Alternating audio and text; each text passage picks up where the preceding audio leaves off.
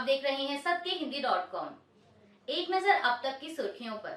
विदेश मंत्री एस जयशंकर ने कल रविवार को कहा कि अगर कनाडा में वियना कन्वेंशन के अनुसार भारतीय राजनयिकों को सुरक्षा प्रदान की जाती है तो भारत कनाडा के लिए वीजा सर्विस फिर से शुरू करना चाहेगा।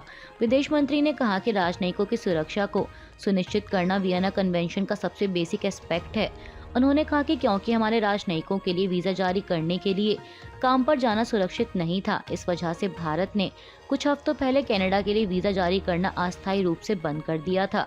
एस जयशंकर ने कहा कि भारत और कनाडा के संबंध फिलहाल मुश्किल दौर से गुजर रहे हैं और अभी कनाडा में कई तरीकों से हमारे लोग सुरक्षित नहीं हैं, इसलिए उनकी सुरक्षा को ध्यान में रखते हुए विदेश मंत्री ने कहा कि मैं चाहूंगा कि वीजा का मुद्दा फिर से शुरू हो और मेरी आशा है कि यह बहुत जल्द होगा। आपको बता दें कि खालिस्तानी आतंकी हरदीप सिंह निज्जर की हत्या के मामले में हाल ही में कनाडा द्वारा भारत पर लगाए गए आरोपों के बाद से ही दोनों देशों के बीच लगातार तनाव की स्थिति बनी हुई है। भारत द्वारा फिलिस्तीन के लिए मानवीय सहायता पहुंचाई गई है। कल रविवार 22 अक्टूबर को IAF C-17 विमान लगभग 6.5 टन चिकित्सा सहायता और 32 टन आपदा राहत सामग्री के साथ मिस्र पहुंचा। इस बात की जानकारी विदेश मंत्रालय के प्रवक्ता अरिंदम बागची द्वारा दी गई। उन्होंने एक्स पर लिखा कि फिलिस्तीन के लोगों के लिए भारत की मानवीय सहायता मिस्र पहुंची। अरिंदम बागची ने कहा कि राजदूतों ने फिलिस्तीन को आगे भेजने के लिए मिस्र के रेड क्रिसेंट को राहत सामग्री सौंप दी है। मीडिया रिपोर्ट्स के मुताबिक भारत की ओर से भेजी गई इस मानवीय सहायता में जीवन रक्षक दवाएं, surgical item, tent, sleeping bag, तिरपाल, स्वच्छता सुविधाएं, जल शोधन टैबलेट आदि शामिल हैं। वहीं फिलिस्तीन को भेजी गई इस मानवीय सहायता पर प्रतिक्रिया देते हुए भारत के पूर्व उपराष्ट्रपति हामिद अंसारी ने कहा कि भारत द्वारा गजा को राहत सहायता पहले भेजी जानी चाहिए थी। उन्होंने समाचार एजेंसी PTI से कहा कि यह अच्छी बात है और यह पहले ही किया जाना चाहिए था। बीजेपी की ओर से समर्थन न दिए जाने पर 25 साल तक पार्टी की सदस्य रही तमिल एक्ट्रेस गौतमी तड़ीमल्ला ने बीजेपी का दामन छोड़ दिया है। आज रविवार 23 अक्टूबर को पार्टी से अपना इस्तीफा देते हुए उन्होंने इसके पीछे की वजह भी बताई।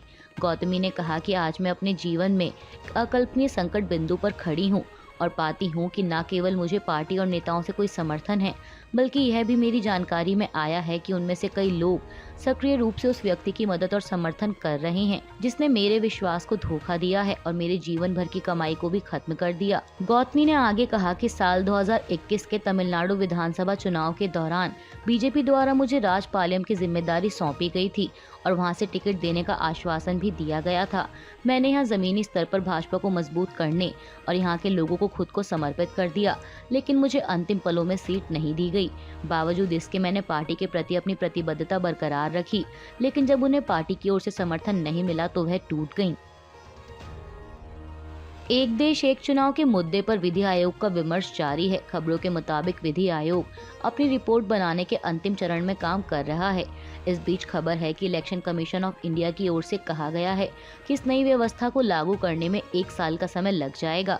इसके पीछे इलेक्शन कमीशन द्वारा कई कारण भी बताए गए हैं।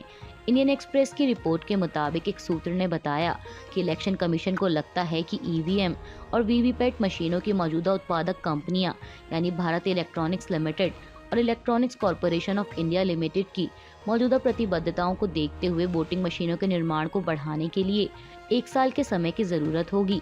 साथ ही कोविड-19 महामारी और रूस यूक्रेन युद्ध के चलते हुई सेमीकंडक्टर की कमी ने EVM हासिल करने की प्रक्रिया को पहले ही प्रभावित किया है। बता दें कि सेमीकंडक्टर और चिप की कमी का मुद्दा इलेक्शन कमीशन पहले भी विधि आयोग के सामने उठा चुका है। दरअसल EVM और VVPAT मशीनों में इसका मुख्य रूप से इस्तेमाल होता है।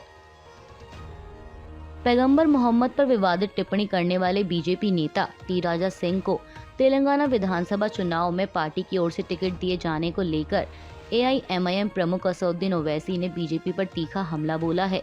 दरअसल बीजेपी ने तेलंगाना विधानसभा चुनाव के लिए कल रविवार 22 अक्टूबर को अपने 52 उम्मीदवारों की पहली लिस्ट जारी कर दी है और इस लिस्ट में विधायक टी राजा सिंह के सस्पेंशन को रद्द करते हुए उन्हें गोशामहल निर्वाचन क्षेत्र से टिकट दिया गया है, जहां से वह पहले भी चुनाव जीते थे। वहीं बीजेपी के इस फैसले को लेकर असदुद्दीन ओवैसी ने उस पर निशाना साधते हुए सोशल मीडिया प्लेटफॉर्म एक्स पर लिखा कि नरेंद्र मोदी ने अपने प्रिय फ्रिंज एलिमेंट को पुरस्कृत किया है। ओवैसी ने लिखा कि पूरा यकीन है कि नुपुर शर्मा को भी PM का आशीर्वाद मिलेगा। उन्होंने कहा कि मोदी की भाजपा में नफरत फैलाने वाला भाषण प्रचार का सबसे तेज तरीका है। लोकसभा में सवाल पूछने के बदले पैसे लेने के आरोपों पर घिरी टीएमसी सांसद महुआ मोइत्रा इस मामले में अपना रुख पहले ही स्पष्ट कर चुकी हैं। इस बीच खबर है कि मामले को लेकर तृणमूल कांग्रेस की भी प्रतिक्रिया सामने आई है। पार्टी की ओर से कहा गया है कि वह संसद की एथिक्स कमेटी की जांच पूरा होने का इंतजार करेगी और उसके बाद ही कोई निर्णय लेगी। पार्टी सांसद डेरेक ओब्रायन ने पीटीआई को बताया कि हमने मीडिया में आई खबरें देखी हैं। पार्टी नेतृत्व की ओर से संबंधित सदस्य को अपने ऊपर लगे आरोपों के संबंध में स्थिति स्पष्ट करने की सलाह दी गई है। हालांकि वह पहले ही ऐसा कर चुकी हैं। डेरेक ओब्रायन ने कहा कि यह विषय एक निर्वाचित संसद सदस्य, उनके अधिकारों और विशेषाधिकारों से जुड़ा हुआ है, इसलिए इस मामले की जांच संसद के उपयुक्त मंच की ओर से कराई जाए, जिसके बाद पार्टी नेतृत्व निर्णय लेगा। आपको बता दें कि आखिर ये मामला है क्या। दरअसल बीजेपी सांसद निशिकांत दुबे ने वकील जयनंद देहाद्राई के एक पत्र का हवाला देते हुए लोकसभा अध्यक्ष ओम बिरला के पास टीएमसी सांसद महुआ मोइत्रा के खिलाफ शिकायत दर्ज की थी, जिसमें उन्होंने महुआ मोइत्रा पर सदन में सवाल पूछने के बदले पैसे लेने का आरोप लगाया था। वहीं स्पीकर ओम बिरला ने यह मामला संसद की एथिक्स कमेटी के पास भेज दिया, जहां इसकी जांच की जा रही है। चुनावों की तैयारियों में जुटी कांग्रेस ने राजस्थान विधानसभा चुनाव के लिए अपने 43 उम्मीदवारों की दूसरी लिस्ट कल रविवार को जारी कर दी है। इस लिस्ट में कांग्रेस ने 16 मंत्री, 14 सिटिंग विधायक और 4 पुराने उम्मीदवारों को टिकट दिया है। वहीं इससे पहले शनिवार को कांग्रेस ने 33 उम्मीदवारों की पहली लिस्ट जारी की थी, जिसमें मुख्यमंत्री अशोक गहलोत और पूर्व उप मुख्यमंत्री सचिन पायलट का नाम शामिल था। इसी के साथ कांग्रेस अब तक 200 सदस्यीय विधानसभा सीटों में से 76 पर अपने उम्मीदवारों को उतार चुकी है। आपको बता दें कि राजस्थान में एक चरण में ही मतदान होगा, जिसके लिए 25 नवंबर को वोटिंग की जाएगी और 3 दिसंबर को वोटों की गिनती होगी। भारत ने कल रविवार को खेले गए आईसीसी क्रिकेट वर्ल्ड कप 2023 के 21वें मुकाबले में न्यूजीलैंड को 4 विकेट से हरा दिया है। बता दें कि न्यूजीलैंड ने टॉस जीतकर पहले बल्लेबाजी करते हुए भारत के सामने 273 रनों का टारगेट रखा था। इस टारगेट का पीछा करने मैदान में उतरी इंडिया की टीम ने 48 ओवरों में ही 4 विकेट रहते ही मुकाबला अपने नाम कर लिया। साथ ही बता दें कि न्यूजीलैंड के खिलाफ भारत को पूरे 20 सालों बाद जीत मिली है। इससे पहले साल 2003 में भारत ने न्यूजीलैंड के खिलाफ वनडे वर्ल्ड कप में जीत दर्ज की थी। अभी के लिए बस इतना ही। बाकी की खबरों के लिए बने रहिए सबके हिंदी.com के साथ।